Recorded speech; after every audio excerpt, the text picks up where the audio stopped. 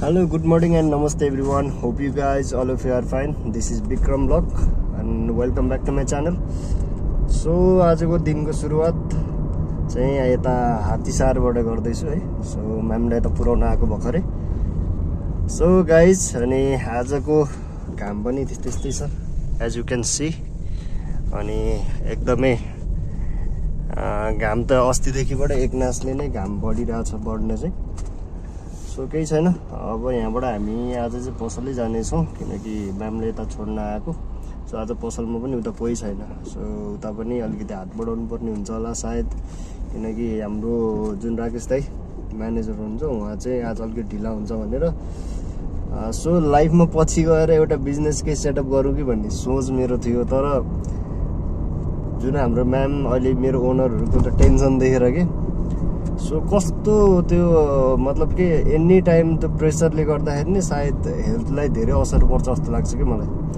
So त्यही भएर अब आज राकेश दाइ म्यानेजर नआउनु भयो फेरि उहाँले पनि कस्तो गरिदिनु भयो नि अब एकचोटि इन्फर्म त गर्नुपर्ने होइन तर गर्नु भएन. कस्तो दामी हेर्नु न हिँड्दाखेरि पनि मजा आउने रहेछ. अनि इन्फर्म गर्नु पनि इन्फर्म गर्नु भएको रहेनछ. सो त्यही भएर सबै काम एकदमै अघि नै निस्किनु पर्ने थियो खासमा हामी निस्किन पाएनौँ. अनि त्यही कामलाई मिलाउँदा यत्रो टाइम भयो होइन. सो अनि यहाँबाट चाहिँ अब हामी यता पसल जाँदैछौँ. अनि पसलमा भाइहरू छ त्यता लोडहरू गर्दैछन् सबै कुराहरू. त्यहाँ पसलमा म बस्दै मात्रै पनि अरूले अरू काम गर्न पाउँछ नि त त्यही भएर अनि मलाई चाहिँ यता पठाइहाल्नु भयो. सो अहिले त्यहाँ हाम्रो सोरुममा कोही पनि छैन. त्यो सोरुममा चाहिँ अब गएर एकछिन बस्नुपर्ने हुन्छ. सो आजको भ्लगमा please keep watching my video है. अनि यस्तै छ सबैजनाको जिन्दगी अनि आफ्नो काम होइन. त्यही हो काम ठुलो सानो हुँदैन. As a driving as a business as a everything होइन सबै कुरामा चाहिँ हामी कस्तो भने आफ्नो कामसँग काम मतलब हो. सो त्यही भएर आफ्नो तनाव आफ्नै ठाउँमा हुन्छ होइन. कहिलेकाहीँ गाडीको मलाई समस्या छ भने त तनाव मलाई हुन्छ नि त. सो ओनरहरूलाई हुँदैन. सो बिजनेसको तनाव कसलाई पनि बिजनेसकै हुन्छ. जसले जुन कामलाई स्टार्ट गरेको छ त्यही कामको टेन्सन उसलाई हुने हो. र बिजनेसमा चाहिँ एकदमै कस्तो भन्ने अब दिमागै खराब हुने रहेछ. सो केही छैन गाइस. अनि हिजोको भ्लगहरू तपाईँले हेर्नुभयो कि छैन है प्लिज हेर्नु भएको छैन भने हेर्नु होला. सो भ्लगलाई मैले कन्टिन्यू नै गर्ने प्रयास गरिरहेको छु. अनि डे बाई डे अनि अब कहिले के सिचुएसन हुन्छ कहिले के सिचुएसन हुन्छ त्यही पनि मैले टाइम निकालेर आफ्नो भ्लगलाई चाहिँ गरिरहेको छु. So please like comment share and subscribe my channel. अनि यो स्कर्पियोको सोरुम हो होइन मलाई एकदम मनपर्ने. अहिले भर्खरै कस्तो भयो भने यो सोरुमबाट अनि यो अहिले नयाँ मोडलको 2000 कति भने 25 को नयाँ मोडल आएको रहेछ कि S10 हो कि 11 हो. अनि म त अघि एकछिन त दङ्ग पऱ्यो कि त्यो गाडी देखेर नयाँ भर्खरै निकालेको सोरुमबाट. मेरो पनि स्कर्पियो ड्रिम गाडी हो तर मलाई S5 नै मनपर्छ खासमा. मनपर्न चाहिँ सिल्भर कलर या व्हाइट कलर. अनि अहिले ठ्याक्क निकालिदिइहाल्यो. म त के गर्ने एकछिन त के त्यो कस्तो मनमा हुन्छ नि त्यो गाडीदेखि खै मलाई किन त्यस्तो लगाएको छ मलाई थाहा छैन. त्यो मलाई स्कर्पियो चाहिँ मलाई सानैबाट चलाउनु त धेरै चलाएको छु मैले. त्यही पनि मलाई यो स्कर्पियो जिन्दगीमा पछि चाहिँ लिने जसरी लिन चाहिँ लिन्छु नै सिधै कुरो होइन. सो तपाईँहरूले पनि देख्नु होला भोलिको दिनमा. तर स्कर्पियो मेरो ड्रिम गाडी नै हो. बरु S5 नै सेकेन्ड ह्यान्ड नै लिन परे पनि म लिन्छु होइन. नयाँ चाहिँ अब भन्न सक्दिनँ त्यही पनि सेकेन्ड ह्यान्ड नै भयो भने पनि म लिन्छु. अब ड्रिम चाहिँ देख्नुपर्छ अरे जिन्दगीमा. ड्रिम देख्नुपर्छ अरे. ड्रिम देखेपछि नै ड्रिमलाई पुरा गर्नुपर्छ कि खासमा. सो ड्रिममै देखेन भने त के काम र होइन. मेरो ड्रिम चाहिँ के हो भने स्कर्पियो एन्ड देन एउटा सानो तिनो बिजनेस. त्यही नै हो मेरो ड्रिम. भोलि गएर अब खासै धेरै कमाउनु पनि छैन.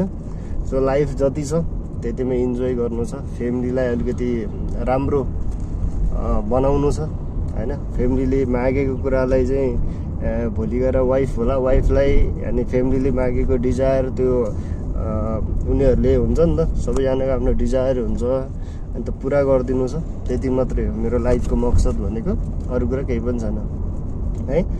एन्ड सो गाइज अब हामी त्यही छ दिउँसभरि अब यस्तै छ. घामको त के कुरा गर्नु अलमोस्ट अस्तिदेखिबाट त बिजोग भएको छ. अनि गर्मीले पनि एकदमै हप भइरहेछ कि यो एसी चलाउँदाखेरि पनि त्यति साह्रो कस्तो रस गर्न चाहिँ एकदमै गाह्रो हुन्छ क्या यस्तै हो एकछिन पनि रोक्दिँदैन म त चेप्ने गरेको छु जहिले पनि त्यही भएर सो गाइज अब यहाँबाट पसल जाउँ अब सोरुममा पनि आज अलिकति हाकाहाकी नै छ है यो आजकल एकदम जाम हुन थालेर यो एरिया पुरै जाम हुन्छ के को कारणले थाहा छैन सो म सोरुममा चाहिँ आइसकेँ है सोरुम भित्रै छु आज म गोडाउन देखाउँछु है सो मैले आजसम्म गोडाउन देखाएँ नि यो हाम्रो सामान यहाँ गयो आज यो बाहिर लानको लागि निकालेको होला सायद मलाई जहाँसम्म लाग्छ हाम्रो गोडाउन तल छ केटाहरूले है सामान झिक्दै हो कि सायद मेबी यो पनि अब लाने रे गोडाउन तल ठुलो सामान टन्न छ हाम्रो है हेलो म त आएँ त फर्केर आएँ रोलेक्स के छ केटाहरू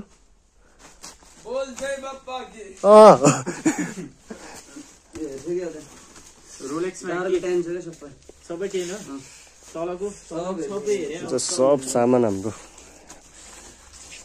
कपडाहरू पुरै भत्रगोल छ सामान आएको छ के हो अनिलजी यो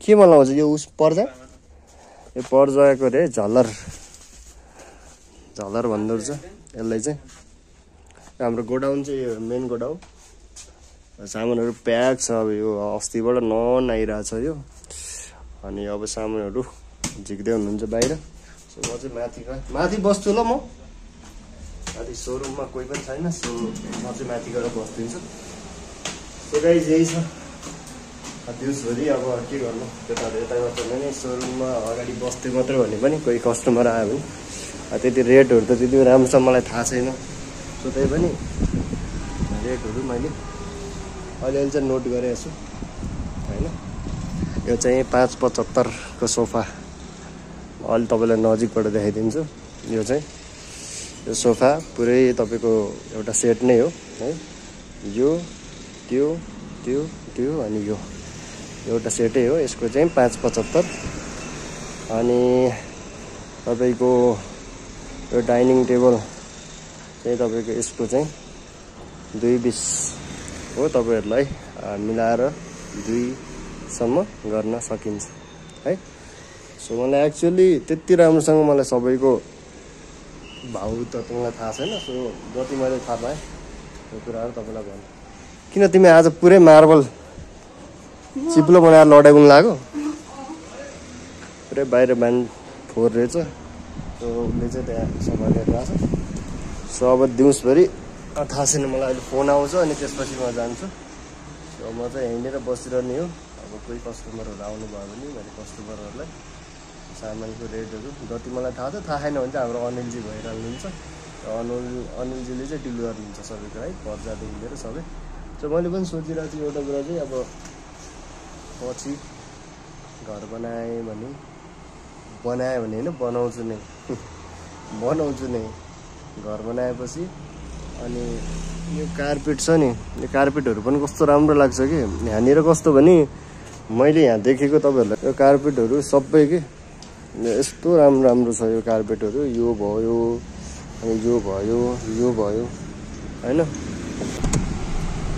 गाइस म चाहिँ भाउजूलाई लिन जान लाग्यो बापरे बाप गाडीमा छिरेको लगभग 1 घन्टा समथिङ भयो होला म भाउजूलाई उता छोडेर आएको अनि मेरो त वाट लाग्यो गाडीमा बस्दाखेरि पुरै यस्तो म रातो भएको होला हेर्नु पुरै फेसै कस्तो भएको छ बस्दाखेरि पुरै त्यो आगोको राप हुन्छ नि यस्तो फुल एसी छ फुल एसी हुँदाखेरि अहिलेसम्म गाडी तातेको होइन कस्तो तातेको होला माथिबाट यो जति पनि हुड छ नि यो गाडीको हुड पुरै हिट भएको छ यस्तो पाराले त मर्दैन मान्छे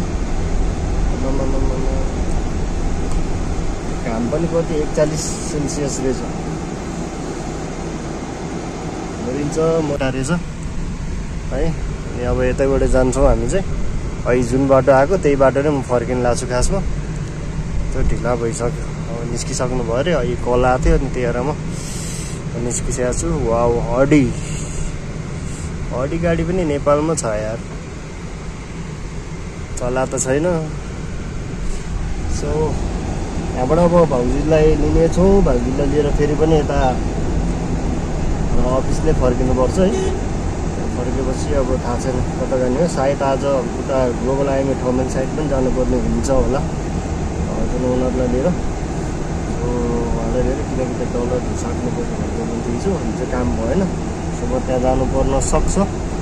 सो हामी त्यसपछि उतै भेट्नेछौँ है। अहिले चाहिँ गर्मी लास्टै गाह्रो भयो। सो भ्लगिङ गरेर मैले सकिरहेको छैन, त्यो तातेर पनि पुरै त्यो मान्छे नै हिट भइसक्यो, एकदमै ओभर हिट। ये जो शक्ल से आदमी दिखता है ना, अंदर से नहीं है। आप भी मुस्कुरा रहे हो, क्या पता कि आप कौन सा गम छुपा रहे हो ना।